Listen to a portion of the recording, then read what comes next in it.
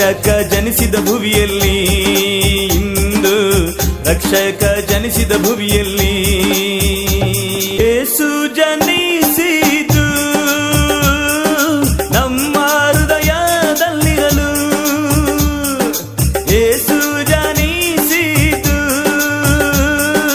ನಮ್ಮ ಹೃದಯದಲ್ಲಿರಲು, ಜೊತೆಯಲ್ಲಿರಲು ಸಮಾಧಾನ ಕೊಡಲು, ಜೊತೆಯಲ್ಲಿ